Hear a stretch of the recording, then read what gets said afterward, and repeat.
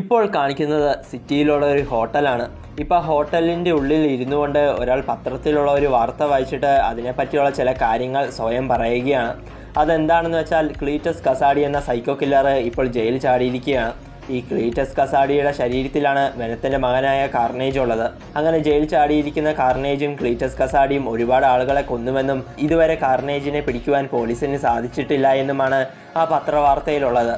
ഇപ്പോൾ ആ വാർത്ത വായിച്ചയാൾ തൻ്റെ കയ്യിലെങ്ങാനും കാർണേജിനെ കിട്ടിയാൽ അവനെ വെട്ടിക്കേറി കൊല്ലുമെന്ന് ആ ഹോട്ടലിൽ ഇരുന്ന് സ്വയം ഉറക്കെ പറഞ്ഞതും അപ്പോൾ തന്നെ എങ്കിൽ നീ എന്നെ വെട്ടിക്കൊല്ലടാ എന്ന് അവിടെ വേഷം മാറിയിരിക്കുന്ന ക്ലീറ്റസ് കസാഡി മറ്റേ വാർത്ത വായിച്ച ആളിനോട് പറഞ്ഞ് കാർണേജായി രൂപം മാറി ക്ലീറ്റസ് കസാഡി അയാളെ കൊല്ലുകയാണ്.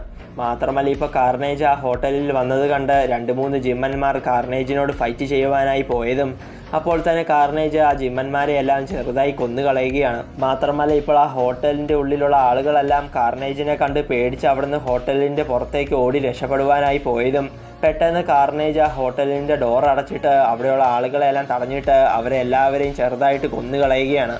അങ്ങനെ പിന്നീട് ഇനി കുറച്ച് നേരത്തിന് ശേഷം നമ്മുടെ ഡെഡ്പൂളിനെയാണ് ഇനി കാണിക്കുന്നത്. ഇപ്പോൾ കാർണേജ് ആ ഹോട്ടലിലെ ആളുകളെല്ലാം കൊന്ന കാര്യമെല്ലാം നമ്മുടെ ഡെഡ്പൂൾ TV ന്യൂസിലൂടെ കാണുകയാണ്.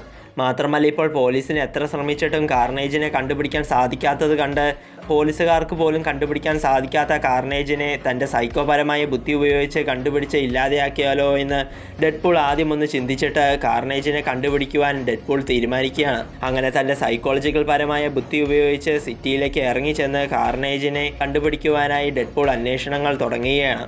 അങ്ങനെ പിന്നീട് ഇനി അടുത്ത ദിവസം തുൾസ എന്ന സിറ്റിയിൽ മുഴുവനായും പണി തീരാതെ കിടക്കുന്ന വീടുകളിലെ ഒരു വീട്ടിൽ നിന്നും ഇപ്പോൾ രാവിലെ ഒരു ഷഡ്ഡി മാത്രം ഇട്ടുകൊണ്ട് ക്ലീറ്റസ് കസാഡി എഴുന്നേറ്റ് പുറത്തേക്ക് വന്നിട്ട് താൻ രാത്രിയിൽ നന്നായി ഉറങ്ങിയെന്നും ഇന്ന് ഒരുപാട് പേരെ കൊന്നിട്ട് സുഖമായി കിടന്നുറങ്ങണമെന്നും തന്നെ കണ്ടുപിടിക്കുവാൻ പോലീസിനോ ആർക്കും സാധിക്കില്ല എന്നും അഥവാ ഇനി താൻ താമസിക്കുന്ന സ്ഥലം ആരെങ്കിലും കണ്ടെത്തിയാൽ തന്നെ പിടിക്കുവാൻ ആരും മുന്നോട്ട് വരില്ല എന്നും എല്ലാവർക്കും തന്നെയും കാർണേജിനെയും പേടിയാണെന്നുമൊക്കെ ഇപ്പോൾ ക്ലീറ്റസ് കസാഡി സ്വയം പറഞ്ഞ് സ്വയം പുകഴ്ത്തിക്കൊണ്ടിരിക്കെ പെട്ടെന്ന് എവിടെ നിന്നോ ഒരു മിസൈല് ക്ലീറ്റസ് കസാഡിയുടെ അടുത്തേക്ക് വന്ന് വീണതും ആ മിസൈൽ കണ്ട് ഞെട്ടിപ്പോയ ക്ലീറ്റസ് കസാഡി ഭാഗ്യത്തിന് ആ മിസൈൽ പൊട്ടിത്തെറിച്ചിട്ടും വലിയ പരിക്കുകളില്ലാതെ രക്ഷപ്പെടുന്നു.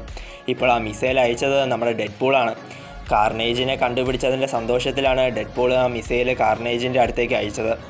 മാത്രമല്ല ഇപ്പോൾ ആരാണ് ഈ മിസൈൽ അയച്ചതെന്നും ആർക്കാണ് തന്നെ അറ്റാക്ക് ചെയ്യാൻ ഇത്ര ധൈര്യമെന്ന് വീണ് കിടക്കുന്നിടത്തു നിന്ന് കാർണേജായി മാറിയ ക്ലീറ്റസ് കസാഡി ചോദിച്ചതും അപ്പോൾ തന്നെ ആ മിസൈൽ അയച്ചത് ഞാനാണെന്നും നിന്നെ കണ്ടുപിടിച്ച് കൊന്ന് നാട്ടുകാർക്ക് സമാധാനവും സന്തോഷവും നൽകാനാണ് ഞാൻ വന്നിരിക്കുന്നതെന്ന് ഡെഡ്പൂൾ കാർണേജിനോട് പറഞ്ഞതും അപ്പോൾ തന്നെ കാർണേജ് ഭയങ്കര ദേഷ്യത്തിൽ ഡെഡ്പൂളിനെ അറ്റാക്ക് ചെയ്യുകയാണ്.